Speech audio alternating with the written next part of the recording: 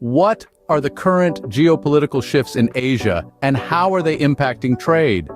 Well, tensions between the United States and China continue to fracture Asia along economic lines, amplifying a global trend toward protectionism. It's clear that the era of Western-led globalization has been replaced by a developing struggle between the United States and China.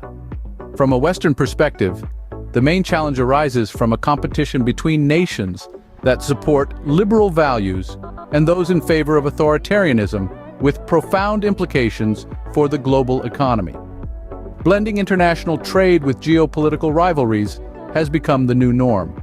This is a regrettable development, especially because most Asian economies, and notably the success stories of China, South Korea, and Japan, have grown thanks to access to global markets and expanding trade. Today, instead of supporting a functioning world economy, trade in Asia is regressing, with American policy also playing a role in politicizing trade in Asia. A major uncertainty lies in the global South.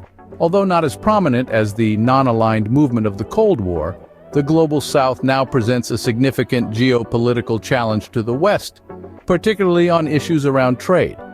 The Far East today lacks a comprehensive security architecture. There are bilateral treaties like those between the US and Japan and the US and South Korea. The Association of Southeast Asian Nations, or ASEAN, serves as an established multilateral organization, providing a framework along the lines of other continental bodies such as Mercosur, the South American trade bloc. In economic and trade issues, three organizations, the Asia-Pacific Economic Cooperation, or APEC, the Regional Comprehensive Economic Partnership, or RCEP, and the Indo-Pacific Economic Framework, or IPF, are vying for geopolitical clout. APEC, established in 1989, is based on three pillars: trade and investment liberalization, facilitating a positive business environment, and economic and technical cooperation. It has 21 members, including Australia, Brunei, Canada, Chile, China, Hong Kong, Indonesia, Japan, South Korea, Malaysia, Mexico, New Zealand, Papua New Guinea, Peru, Philippines, Russia, Singapore, Taiwan, Thailand, the US, and Vietnam. RCEP, established in 2012, reached a free trade agreement in 2020. It has 15 members: Australia, Brunei, Cambodia, China, Indonesia, Japan, South Korea, Laos, Malaysia, Myanmar, New Zealand, Philippines, Singapore, Thailand, and Vietnam.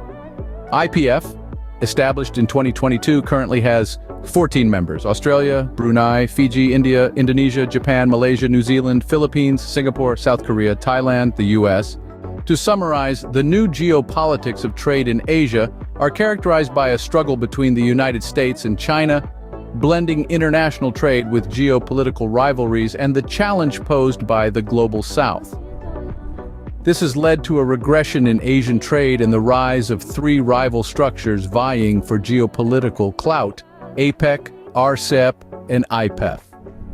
The future of trade in Asia will be shaped by the actions of these structures and the geopolitical shifts that continue to take place.